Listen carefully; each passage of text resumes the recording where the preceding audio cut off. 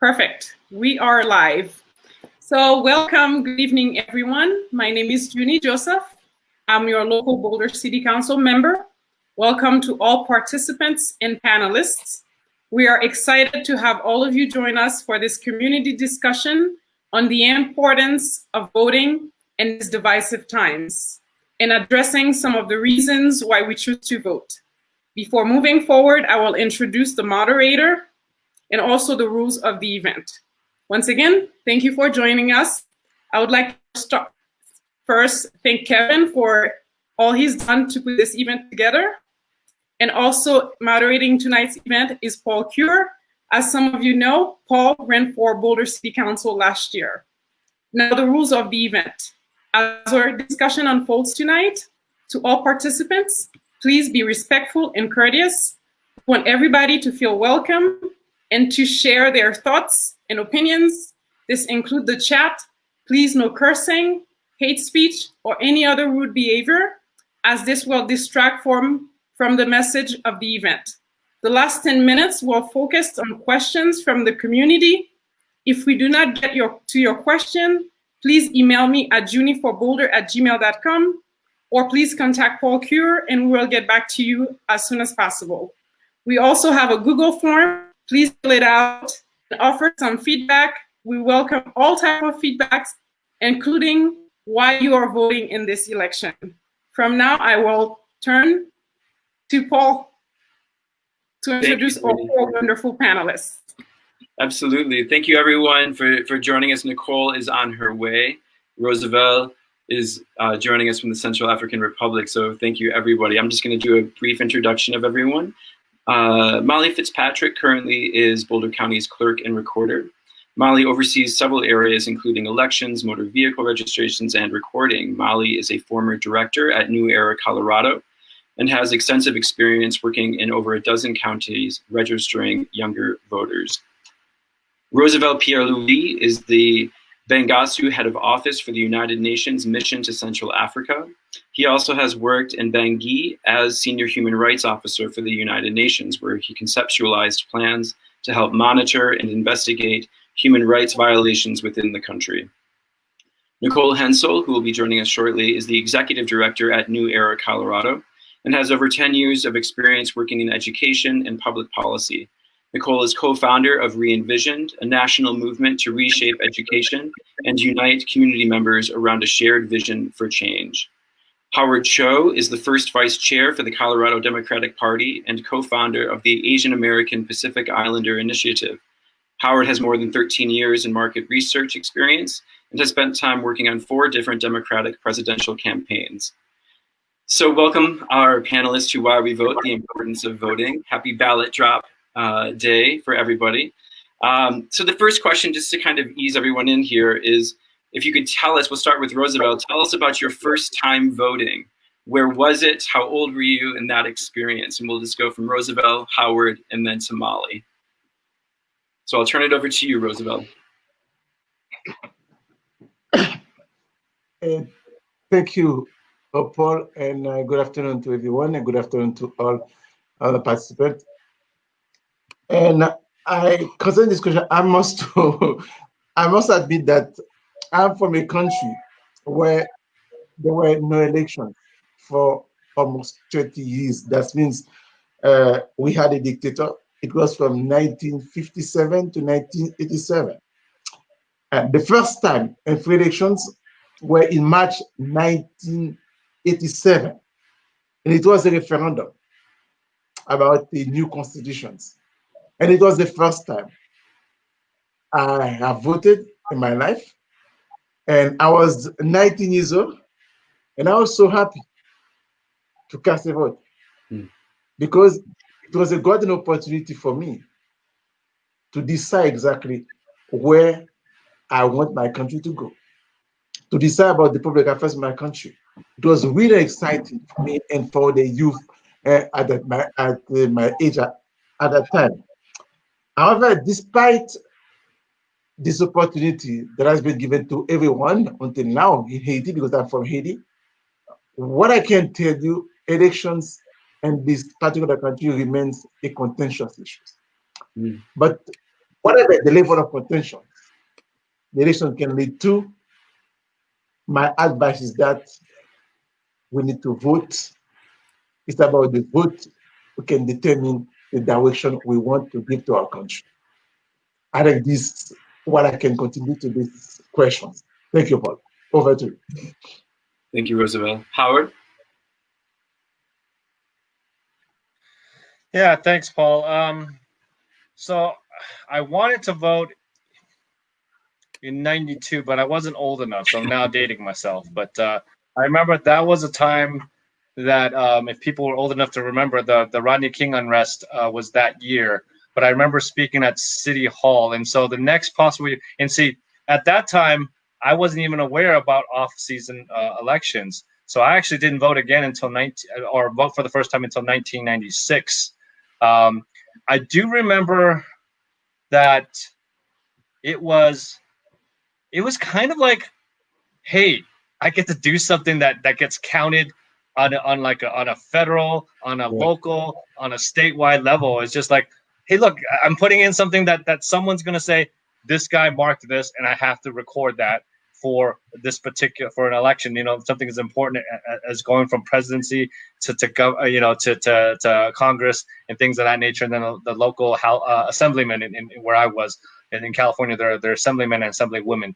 They're not House reps or state senators, so it's a little bit different.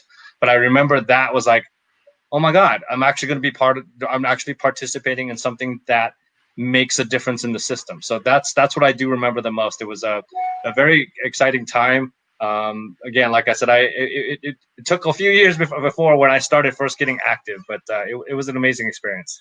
Yeah, absolutely. Molly? My first time voting was in 2008, which was so exciting because I was in college, and that's when college students were so hyped about voting in that election. And so that was my first time voting. And what I really remember about it is, beyond being obviously very excited just to cast my ballot, because I've been someone that's just been like fascinated and in love with elections since I was very, very young. But it's just that feeling of trying to figure it out, trying to like figure out, what does voter registration really mean, especially because I'm not from this state. How do I find where I go? Do I go in person, or does someone send me something? Now that I'm here, how do I get through this building? Because it's not really clear how to get to the voting room. And so all of those little things, I just remember being pretty intimidated and confused by the process. And those are things that I actually like carry with me very much to this day when I think about first-time voters or new voters, infrequent voters, voters who might just have more discomfort with the in-person voting process. And so that's what really stands out to me from my first time voting. Yeah, absolutely. And this kind of brings us back to a question for Roosevelt in regards to the importance of human rights, right? The importance of having your voice be heard. And so, Roosevelt, obviously, this experience of waiting for so long to actually have your vote be counted, could you talk a little bit about the work that you do with the United Nations in regards to human rights and voting and basically watching people having for the first time their voice be heard and counted? Thank you, Paul.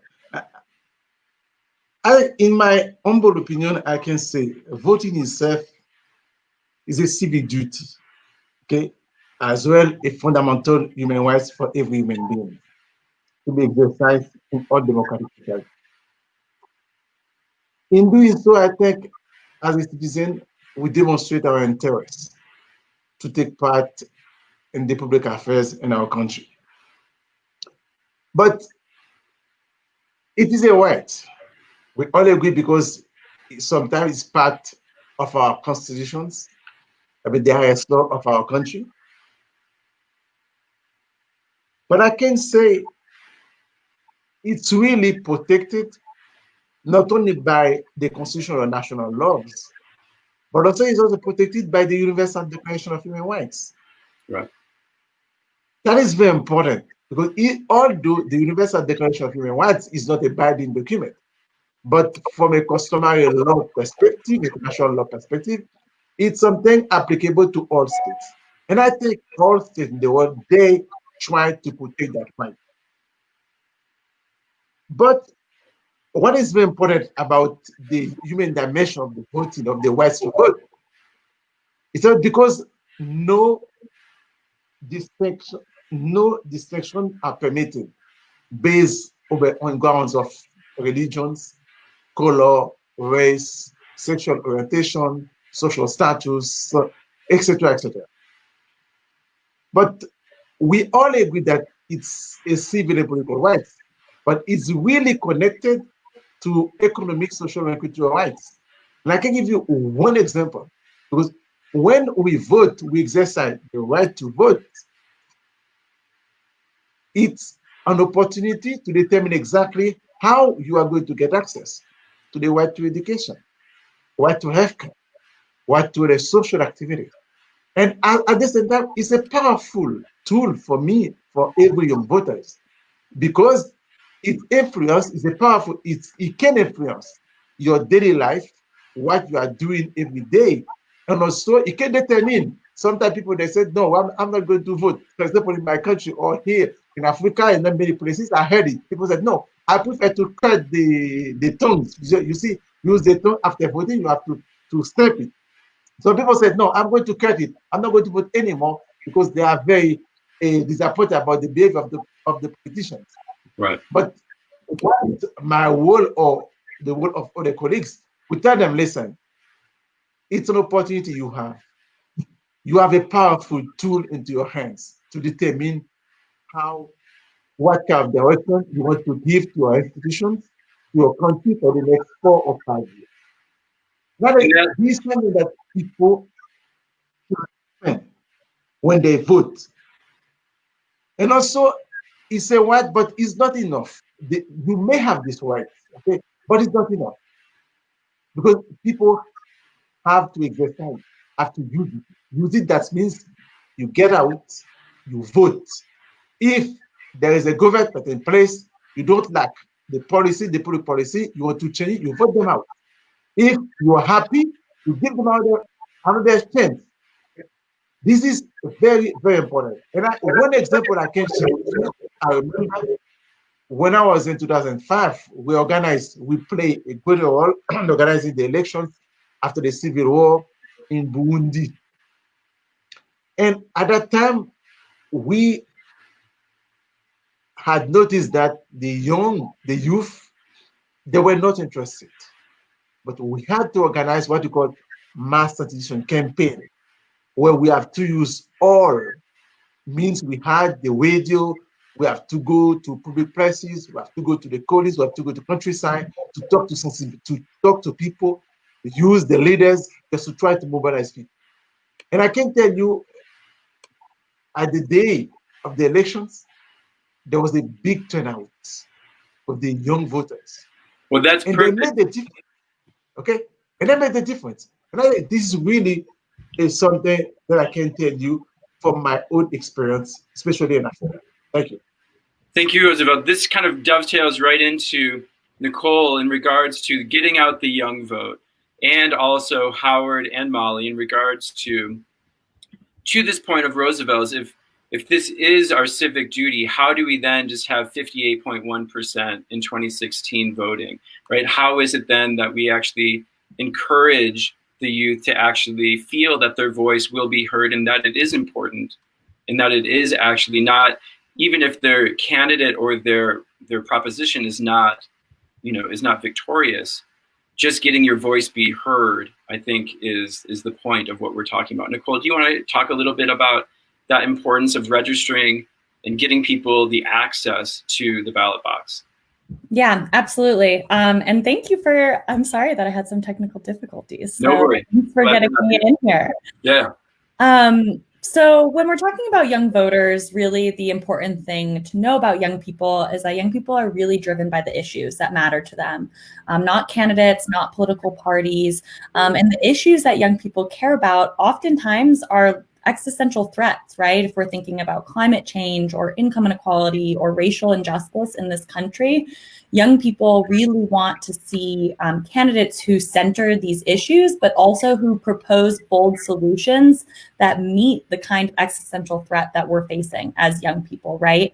And so what we found at our work at New Era is that young people aren't disengaged. They're not demotivated. They actually, a recent poll showed that 83% of young people are ready to step into their power, right? And so young people are ready to step into their power, but it's also the work of elected officials and government to show that they are going to listen to young people on the issues so that they see voting and democratic participation as a way to express their power and not a futile effort. And so what we've seen here in Colorado is that young people are voters.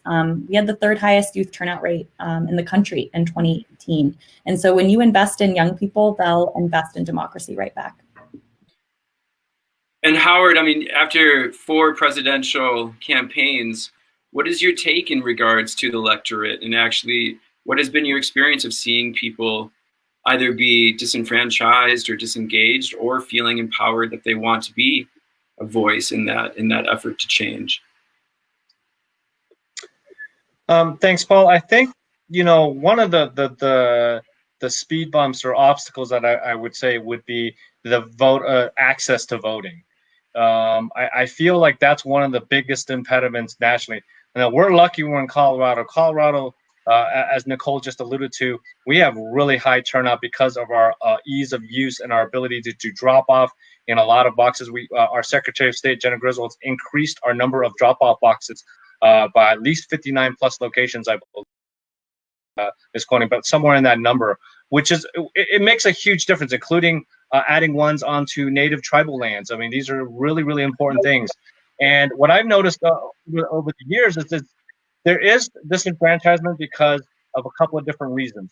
One, because, as I said, the access, but the other thing is some people just are looking for like someone that they really could vote for. A lot of the times they're unpleased with both candidates, and there's some kind of wagering whether they should sit this one out because there's no one in there that fits their ideals perfectly. And that's such to me it's kind of a mistake, because we can't like get out of our house and say, hey, I'm going to drive a Ferrari today because that's what I want to drive, right?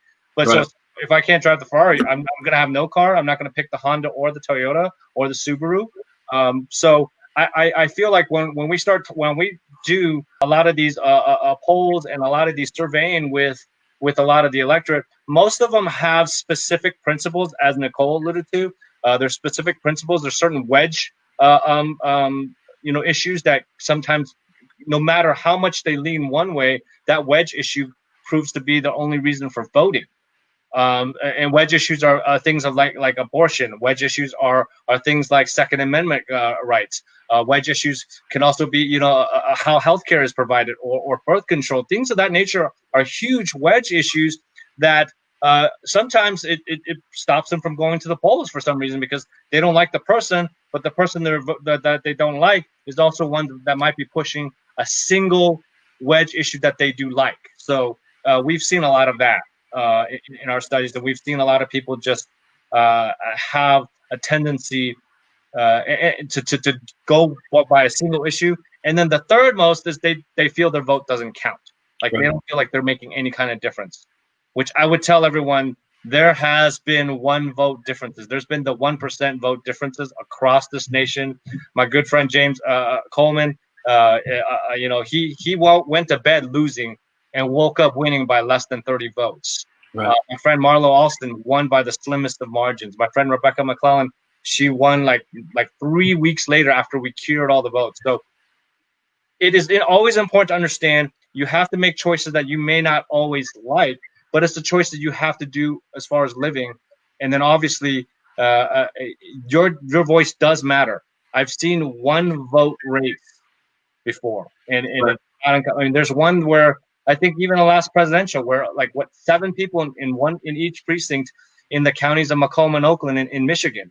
So it does matter. I think we have to understand that voting is the single most powerful civic tool we have in affecting change. Right. And just to echo what this late Senator John Lewis, said before, it is the most powerful tool we have. He fought his life for that representation, for that right. Molly, this kind of brings us up to, in regards to the clerk and recorder's office, of how we kind of get the electorate, the spaces and the registration and the ballot drop-offs that we have. It's ballot drop day. You've been very, very busy. Do you want to talk about all of the access points and ways that voters can feel that they have access points to the ballot? Absolutely. So in 2013, we really modernized the way that we conduct elections in Colorado. And this modernization has really proven that we can maximize accessibility and we can maximize security, which is a huge issue going on right now in the national narrative. So in 2013, we changed our election law. So now if you are an active registered voter, you automatically get sent a ballot in the mail. And that's huge because in 2012, I remember some people would sign up to get their ballot in the mail, and some people would say on their voter registration form, I want to go in and vote in person. And the impact of that is that one roommate, for example, might have chosen to get their mail-in ballot. Another roommate said, I want to go vote in person. Well, you're going to register potentially 10, 12 months in advance. And who remembers, when you roll around to the election, what you signed up for. So the impact is that this person gets their mail-in ballot, they turned it in, and then this person says, I must not be registered. And back then we had an arbitrary voter registration deadline in the middle of October. And so that person just didn't participate. So this election law that we modernized in 2013 now allows every active registered voter automatically get sent a ballot in the mail. Voter choice is really important. Voters have the opportunity to drop that off in a 24-hour ballot drop box. They can use the mail, or they can just say, I actually just want to go vote in person because I want to or because I need to. The other thing that this piece of legislation did was remove that arbitrary voter registration deadline in the middle of October. And this was really important because a lot of people were disenfranchised by that arbitrary voter registration deadline. And I saw firsthand hundreds and hundreds and hundreds of voters be turned away because they weren't registered to vote. Mm-hmm. And so that's the single most important thing that we have now is the voter registration on and through Election Day, which is not only an important accessibility feature, but it's also a security feature. So if anything ever were to come into question, or if there ever were an issue with the voter rolls, we can register that person same day, no question. Right. So a lot of these features have, like I said, maximized accessibility and security. So there are minimum standards that every county has to have in terms of vote center locations and drop boxes. And many counties go above that and to serve the needs of that community. Here in Boulder County, we're operating 2 additional vote centers than we're statutorily required to have. And we've thought about several criteria in placing vote centers.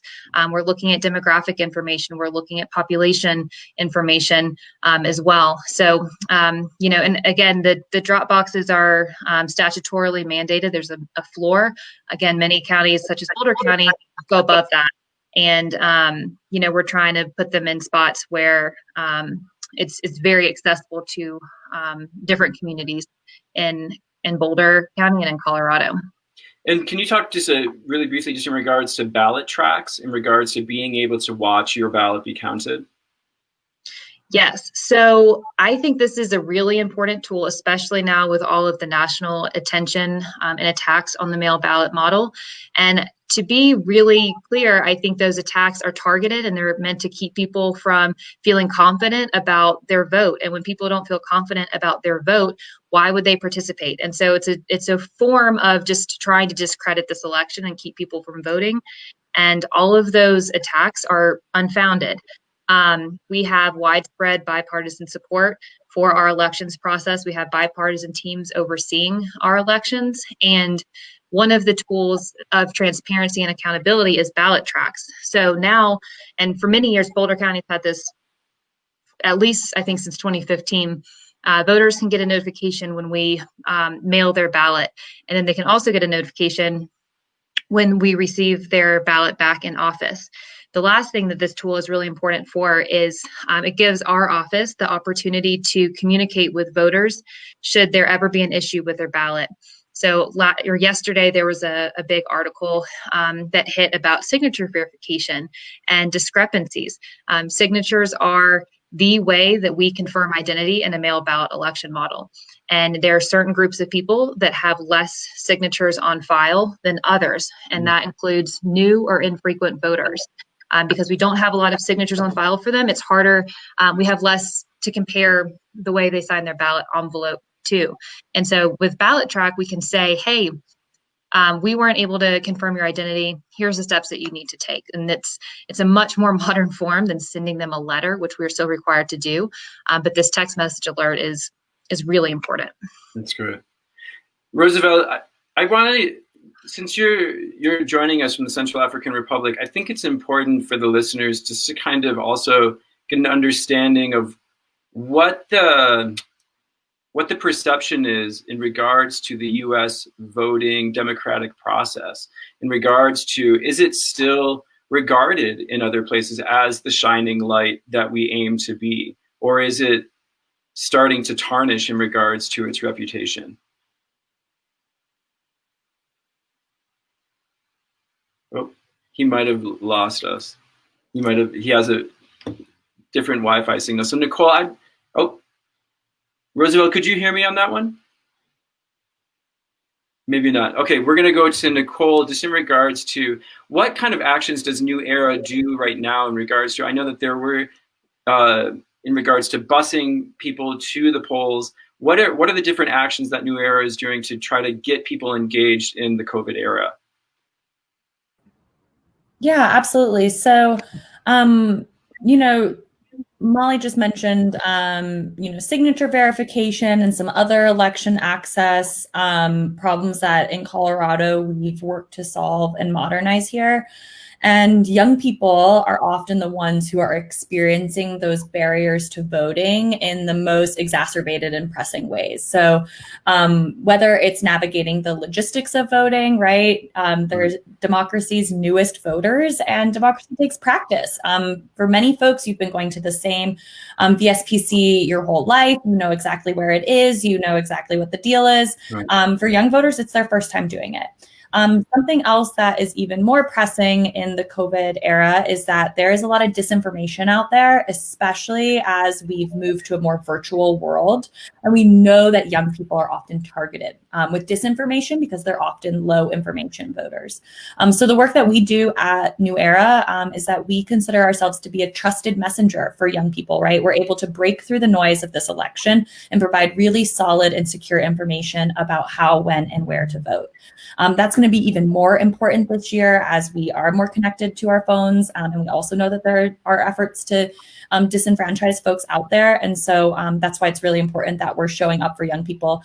It looks a little bit different this year. Normally we're like, where is the group of young people and how can I get as close as possible to them? Obviously, that is not what we can do right now. But there are physically distant ways that we can still make sure that young people are enfranchised. There's relationships that we can leverage with colleges and universities. And there's also ways that we can get digitally engaged with young people to make sure that they have secure and accurate election access information. That's great. Roosevelt, I'm going to try back with Roosevelt, see if you can you hear us?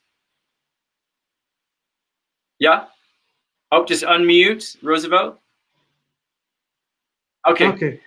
I can hear you. Yeah. The question was just in regards to, since you were calling us from the Central African Republic, what is the image now of the United States in regards to the electoral process? And is it still regarded as the standard of all democracies, or is its image tarnished at the moment?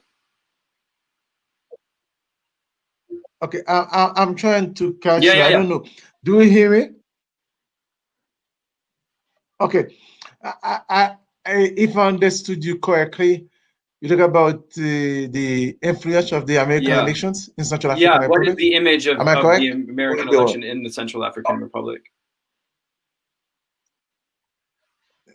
Yeah, but I think, you see, those who are following politics, they are following closely the election campaign or the electoral process in the United States of America. And I think there is one-man reasons, because America is the leader of the free world. Okay, and the outcome of the elections, they know it will have an impact. Okay, on the bilateral relations, whatever multilateral relations, etc. They know it. That is what they are following. They are following. They know exactly, depending on who's going to win in November, would have an impact on the situation on the ground, would have an impact also on the policy of America towards Central African Republic.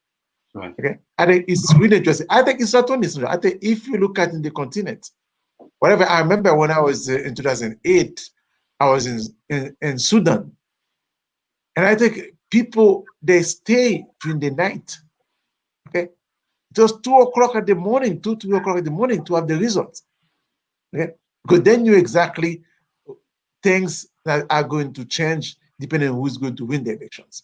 Right. And I think it's not only about the bilateral relationship with those countries. I think it's more also about the multilateral relationship as well, because you can see it because people, they rely on American leadership. Especially you can see it when there was a crisis and the debate at the United Nations Security Council, whatever, you go to Organization of American States, you go to Human Rights Council in Geneva, you can see it. They have an influential role. They have an influential role on the world. And I hope, this is my hope, that regardless of the outcome of the elections, that America will be able to continue to play its leadership role, just to try to shape the world, just to have a better, a peaceful world. Because I think this is what everybody hopes for the world. Thank you. Absolutely. Howard, do you want to speak to, after working on these campaigns of presidential politics, what degree does the campaign in regards to voting, in regards to kind of not enabling, but empowering the electorate, regardless of choice, but just to get people to vote, what is that strategy in a presidential campaign to get the vote out? I mean, when you look at campaigns, part of it, the onus is on the candidate, on the person that says, hey, look, your voice is going to be channeled through my megaphone. And if the candidate can make that case, the candidate can message that properly, then that's one form of empowerment. When you tell people, look, I'm going to listen to everybody. I'm going to represent the people within my district or within my state or within the United States, then you actually empower them that way. I mean, the best way to do that is you have to understand that it's almost a twofold process, right? You have to, number one, listen and hear what everyone says and actually really listen. And what I mean by listen is don't just look at the big picture. Every single individual story has usually a couple of little pain points that a lot of the politicians in modern day miss. And what we have to understand is it is really tough when running a campaign. I know a lot of people that I've known just really, it's just super hard. So you want to incorporate that into any kind of policy you come out. You talk about all the different things that you've encountered inside your district or your state or wherever you are. And that's very important, because the other side of that is now you have to message back to the people. And in order to empower them, you say, I heard your cries, I heard your screams, I heard what makes you, or I heard the compliments that you have, or I heard what things that you think should be better, or what's already good that we can make, that we can improve upon. So part of that is on the candidate's ability to basically empower the voters to come out and say, look, you may not like me, maybe you vote against me, but I want you to come out and listen to what I want to do for you. I want to be the megaphone for the community. I want to be the megaphone for the people. And so the empowerment part has to start with anyone running for office. Whoever runs for office should not be thinking about themselves. They should always be thinking about what they're going to be running for and what that job entitles. It's a very fine line, and very few candidates can manage to actually be that sincerely, and then also message that back and educate the people that are going to be voting for them why they should vote for themselves. So that's a key thing that I've seen in campaigns. You have to understand how to speak with people, speak to them directly in a way that makes sense to them. And you can't talk down to them. You can't talk above them. You have to talk to people. How is it, Nicole and Molly, since you both have experience with New Era in regards to the youth vote? You Molly, obviously, previously with your experience with New Era and different elections, you have different turnout. Nicole, currently, is there a sense of how do you train workers to say it's important for you to vote, even if you do not feel at all that you are being represented by these candidates? How do you train that? How do you train that sense of you still have to vote? Nicole, why don't you go for it? I'll go first. I was going to do a nose goes with Molly. So I actually think it's, I don't know if I would say it's training people. I think it's giving folks practice in their lives to understand how their voice matters. So I come from the world of education. I'm formerly a teacher. There's a lot of discussion about how do we teach civics in schools, right? And teach students about the importance of voting. But what we find, I actually think it's, oh, sorry. I'm getting a little feedback from my own. I was like, who's talking? That's me. It's an echo. Sorry.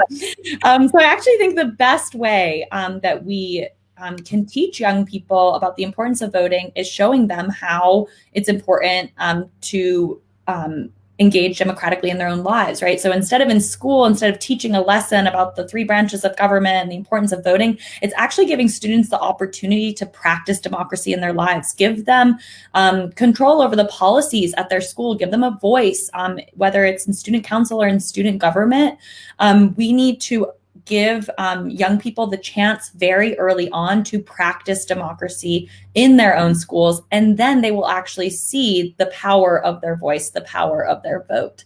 When I was, I used to work for Denver Public Schools, and when I was there was the March for Our Lives protest. And I remember that it was, there was a big communication that went out about, the most important place for a student is the classroom. That's where learning happens. You need to keep them in the classroom. And I remember thinking to myself, like, isn't the best place for a student like out there practicing what democracy actually looks like and understanding the power of their voice? Like, you can't teach that in a classroom, right? And so anyway, I think if you want to get young folks to understand the importance of voting, it starts very early on when they understand the power of their voice. And it's up to, parents, teachers, and community members to give young people the opportunity to actually practice that. Right. But I'll kick it off to Molly, who has better answers than I do. No, not at all. I think just building on what Nicole was saying, I think it's less about, training people, and it's more about inviting people. One of the things that I think is really interesting is that the vast majority of young people have never been asked to register to vote. And I think that's a really powerful statistic that we all have. And so one of the things that we're working to do is invite young people to vote. And we just did a collaboration with the Colorado Democracy Challenge this spring for High School Voter Registration Awareness Week. And that's essentially us asking high school students to register or to pre-register and vote. And I think when someone feels invited to the table, then they oftentimes take advantage of that opportunity and actually do register and do vote. And then second, I would say it's about having a really accessible model. It's making sure that, mail ballots are something that we're educating people on, and we're educating people on it in a way that has accessible language. We're not using jargon. We're not using inside baseball terminology. We're saying just kind of stripping it down to the nuts and bolts. Mail ballots are something that young people are more confused about than any other demographic. And that's also an important and powerful statistic.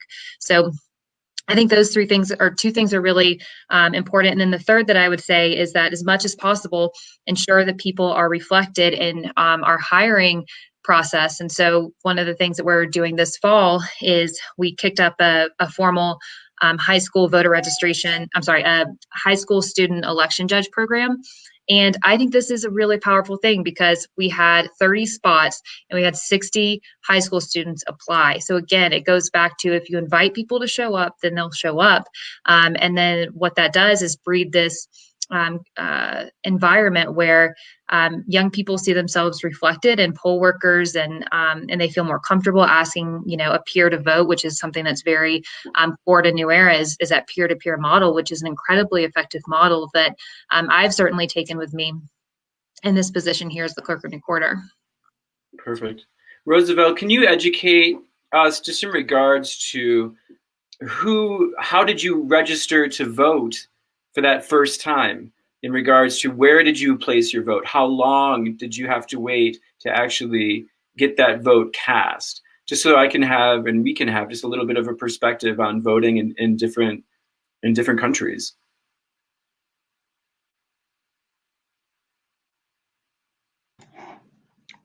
And the registration, because they are doing it in several countries, because I've been working for the past 6 or 7 countries in Africa. What I've noted that they are doing registrations every time they have elections.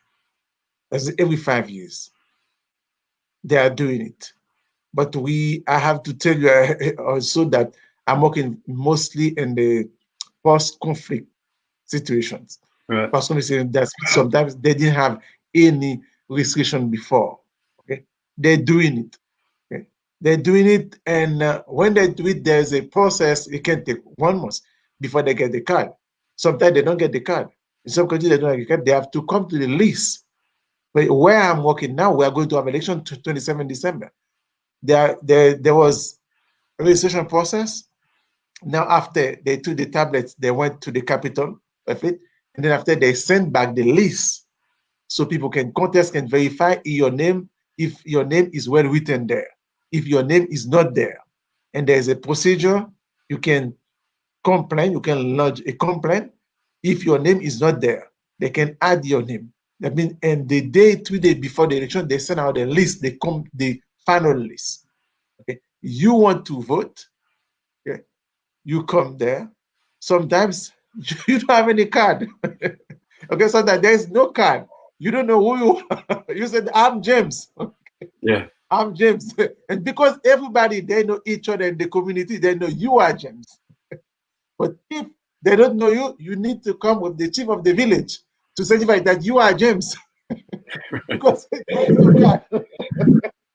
Right. There's no card. And then, okay, they check the name of James, and James, you vote. You vote. Then they count it, etc. I mean, it's you see, you can see it funny, but this is the reality. Because we are in past conflicts, they don't have any identification card. Sometimes only at the capital they have it, but many places they don't have it. But in some other countries, even after post-war or civil war, they do have it. It's an opportunity to give identification card as well. For example, in DRC, it was an opportunity in Burundi as well for people to have identification card because they didn't have it. Okay, they took it. When they took it, they can. It's really a very good tool, identification card, because they can travel within the region with that card. Okay, without any visa, they can travel with it. It was really important, especially in DRC, to have it. But here, we don't have any card. It's very complicated. But because in the community, people they know each other, and that is the reason it's limit the food. But you cannot override that. There will be no food because it's very difficult to identify people. And there's that famous image of the first vote in Johannesburg in South Africa for Mandela, and the lines snaking, right, for miles of people waiting to vote. Is that still that same enthusiasm now in regards to, obviously it's different in the DRC, but that waiting to vote, right? That willingness to have your voice be heard, is that same enthusiasm there? Yes, the line can be very long. Okay, in some places, many places, they can wait for 2-3 hours to cast the ballot. Okay.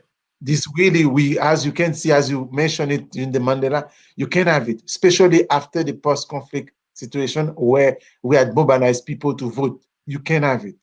Okay, you can have it.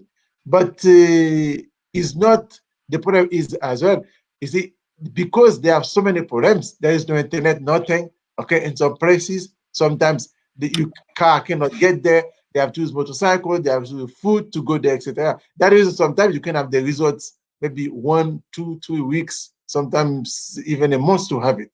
Okay? But the line really, they have it, they try to have the line, they have to have a local security to try to put people on the line just to cast the ballot. So in that regard, in regards to the wait and in regards to having your voice be heard, Molly, in regards to right now in the clerk and recorder's office, and there's always, a new headline every day in regards to militias and or some type of intimidation, some type of ways that people will try to influence people not being able to vote. Obviously in Boulder County, it's not as intense perhaps, but just in regards to what your office has seen in these regards, what measures are being taken to address those concerns? I really appreciate this question. So a couple of things. We are planning like we will see it, and we haven't really seen it a lot in Boulder County. And I actually asked that question, has anyone ever been prosecuted in Boulder County because of intimidation or charged? And there wasn't any knowledge to that from our county attorney partners. But it doesn't mean that we shouldn't plan on it. And I think election administrators are planning for every single type of contingency this election, more so than ever.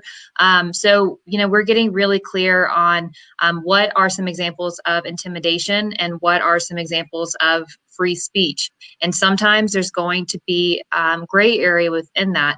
And so for us, it's being really clear at first getting the information relayed up. And so we're training our judges and our ambassadors to say, or to look for anything unusual, or just look for anything that might make a voter feel uncomfortable, and flag anything that's unusual, or flag anything that shows that people are at that site that usually aren't, and flag it up so we can really work with our attorney partners to say, could this be crossing the line into intimidation? Because if something is crossing the line to intimidation, we want to shut it down very, very quickly.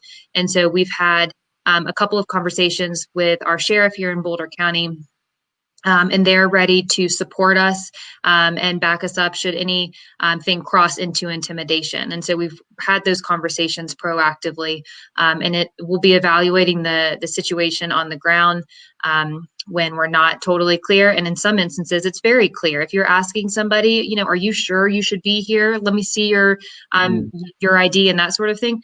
No way. And we're definitely training to that.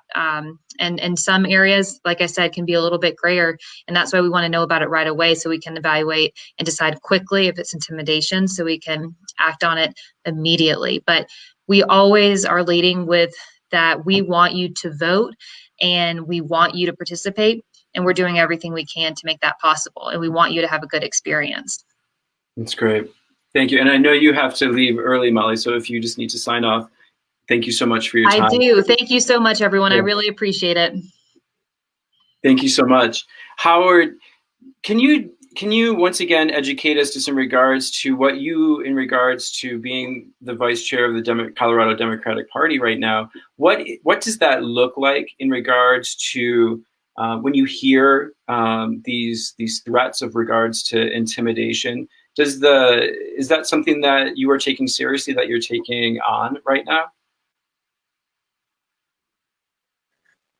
Yeah, voter intimidation has always been a problem. It's throughout history. And if you look in communities of color, you look at a lot of areas, especially in Black and African American communities, that you look in Latin communities, the access is less. You have less places. And then so not only are there less places to cast a ballot or less places to drop off your ballot, but they do have people that are in these voter intimidation, in this voter intimidation modes. They're not exactly right at the spots, but because they know those lines are so limited, they go longer, right? And so they go beyond the scope of the 50 feet. And then where usually, you have cameras and security, you have people that could watch.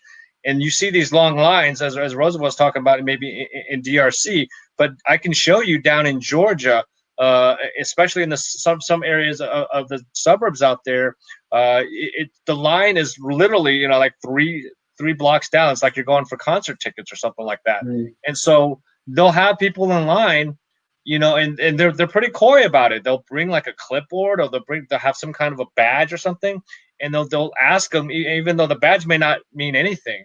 And so that is something we do constantly fight. As a vice chair, I'm also at the national level. I'm involved at the DNC, where we're talking about all the different ways to combat voter suppression, because that it's eroding our democracies when you don't allow people to get involved. Engagement is absolutely key for the public, for us to enact change, to be the country that we are. We knew that we were going to make mistakes. That's why there is called amendment, so we can constantly correct it. And the only way to do that is to have constitutional amendments come on. The Colorado State Amendment gets worked on all the time. That's where we have ballot initiatives. We have amendments to our Constitution all the time. And then obviously we vote for people who we think will represent us at the state capitol and beyond in DC to fight for us. And the worst thing you could ever do is to make someone else's voice, is to turn away their voice or make it seem like it doesn't matter or it doesn't count. So we are fighting that all the time. We're trying different tactics, like Molly had mentioned that they looked at the statistics of people that are charged either for that voter intimidation or that suppression. I think we do that, and then we take it a step further. People like Nicole and other organizations out there, they have people that actually help. They walk with them. I know in 2016, we had some volunteers that stayed with a group of elderly in that line for a while because they were afraid. And in some areas, I know where I'm from, originally from in the Bay Area, California, we had guardian angels. There were like people that actually would help communities, especially in Black and African American communities. They would watch and make sure that their vote wouldn't be threatened. So we do need, it's a team effort. And so as I work in the party, I've also worked with people who, we don't care when you're at the poll lines. Our job is to make sure that you actually get involved and you're committed to voting. We're not going to ask you who you're going to vote for when we protect you. We should be protecting every American's right to vote. That is a constitutional right. It's what John Lewis, died and fought for, and we have to hold ourselves to that higher standard and remember that people did die, people did get persecuted, people did get thrown in jail, beat, and everything under the sun to protect our ability to stand in that line without someone trying to suppress our vote. So absolutely. That is one of our top things that we have to defend. Absolutely. Thank you for that question. Yeah, absolutely. And we're running a little bit short on time, so we can get to audience questions. Nicole, is New Era, are you employing any type of observation role in regards to helping out in that way? And especially, how do you manage that in the COVID era? Yeah, absolutely. Every single year, we have folks from our team that are either trained as poll watchers or serve as poll monitors. We know that voter suppression is targeted towards young folks and communities of color. And so we do like to be prepared whenever we see instances of suppression or intimidation. I think we're preparing for that to be even more so the case this year, and especially with the rise of white supremacist groups and the intention that has been shown to just, straight up intimidate voters of color. And so we feel a duty to be able to be there for young people and to be able to make sure that they're enfranchised their right to vote. Young people and folks of color are often more likely to be voting in person on election day. And so so long as like Howard said, that we are securing this right to vote for every single eligible voter, we need to be there and make sure that they have access to safe and secure elections. So in-person voting is still an option. And so we need to make sure that that is just as accessible and safe and secure as folks who are voting from home. Thank you. And I'm going to turn it back over to Junie in regards to any questions online that people would like to ask, or Junie herself.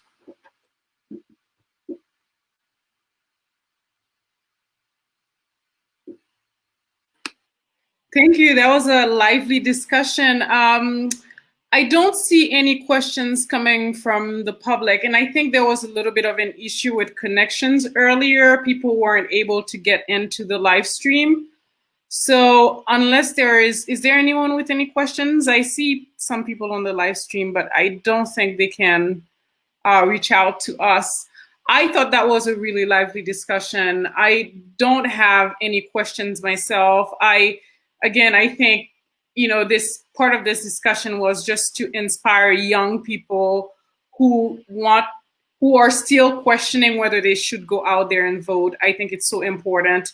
There are people in this country who could not vote. I didn't get the opportunity to vote until 2016 because I wasn't a US citizen before. So I really understand the importance of voting. So I think it's so important for young people to just go out there and vote and vote and vote because it matters. And when you hear on the news that this election is the most important election of your lifetime, and you hear people say, oh yeah, every election season they do say that, but it is because 4 years is a long time when someone has power, right? It's a big chunk of our lives. So I think it's so important for all to ensure that we take on that responsibility and we go out there and vote. And I think just from what I heard from everyone else, whether it's Howard, when he talked about how we face some of the same challenges that, a lot of countries, that other countries have around the world, when he talked about the long lines and protecting access to the ballot box for people. And we need to keep fighting no matter what. And also, I think something that resonates with me because I'm still a second-year law student is, again, when Nicole mentioned we must give young people the opportunity to participate within the system. It is so important because I think for 18 years, young people are not able to participate. So sometimes once they get to be 18, they feel complacent, or even when they want to participate, some of us older people don't give them that opportunity and say, oh, your voice doesn't count as much. So I think it's very important, as Molly mentioned, to bring young people to the table. And again, what resonated with me as well was the fact that Roosevelt mentioned that the United States is a beacon for the rest of the world. People, as someone from Haiti, and you've watched the news, you've heard people come in on boats to the United States, people die coming to the United States or plane or however they get here. People try to get to this country. It is because it offers to us something that's not in other countries. There is a level of democracy, no matter what's going on in this country, that we have, that a lot of people are willing to sacrifice their lives to get to. And we have that opportunity, and I think we all should take it. So to me, I think this message today resonates with me. I really enjoy it. I don't know if maybe Kevin, I see Kevin on the line, if he had any questions, but, I think Kevin asked a question. How do we encourage young voters to take pride in their country with this era of division we see from government? Yeah, I don't know if any of our speakers want to take it, whether it's Howard or Nicole. I mean, I think we both can answer, but I'll jump in here. I just want to remind younger people that it's not just pride, it's also duty, and it's also think about your own livelihood and everybody else's that your life touches. Everything we do, everything that we're allowed to do, is usually proposed, controlled, or suggested by someone who is elected to office. Think about that for a second. The air you breathe, the water you drink, the roads you drive to school, to work, to wherever, to leisure, the parks that you might enjoy, the city amenities that you might have, that is all put in place by someone who is elected somewhere. There's a water board. There's the education that your kids receive is elected by school boards. There's every part of our lives is usually controlled or the policies created by someone who's elected in office. So we have to decide that we need to make that decision to go ahead and take part of that, because that's what it is. It's about every part of our life. If you think about everything we do, it has a policy behind it. The quality of it is always controlled by somebody else. So I think the younger people, the more they understand that everything we do, everything has ramifications connected to someone elected to office, that we can go in there and you're doing it for yourself. So you're not just taking pride, you're actually doing it to improve your livelihood and the quality of your life. Wow, that's great. I think we have a specific question for Nicole, and it's coming from Nikki, and he's running for Denver Public School Board, actually. And he asked us, do you have a thought on ranked choice voting becoming more popular? Do you see it as a path to increase voter turnout and potentially allow for viable third party? Great. I'll say one thing quickly on the last question, and then I'll answer Nikki's question. So just wanted to add it on to what Howard said, which is that I think also in order for young people to feel a deep sense of patriotism, they need to have a role in shaping the values and vision of this country.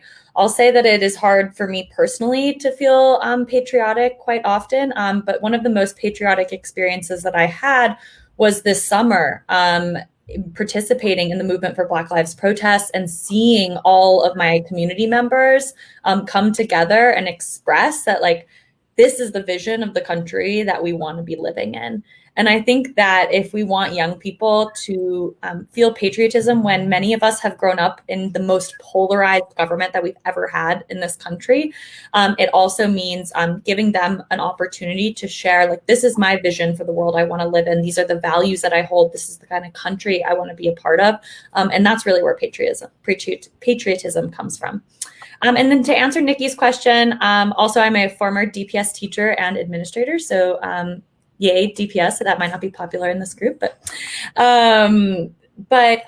you know, I am still digging into ranked choice voting. I know that it has been something that has been put out there as a really possible democracy reform and a way to decrease political polarization, but I don't think we have a firm enough stance right now, and I don't know if anyone else on the panel does, to say whether or not I could say it would make voting more popular or a way to increase turnout just quite yet. Wow, thank you so much. That was great. We have just a final wrap up, a thought. We're 2 minutes into our time, and we wanted to give the last word to Roosevelt as a person who's at the forefront of human rights, someone who's seen, you know, you've seen what democracy can be, and you've worked so hard to ensure democracy in other countries. How do you envision a path forward for all, regardless of nationality? What's your hope for the United States as a country moving forward? Okay, thanks. I think what I can say, United States of America, the world is watching you now. You have the political and economic leverage to move things forward in the right directions. Whatever you like it or not, this is the reality, is a fact. Okay. I think a good example of the free and fair election in the United States can inspire a lot of countries that have been struggling now.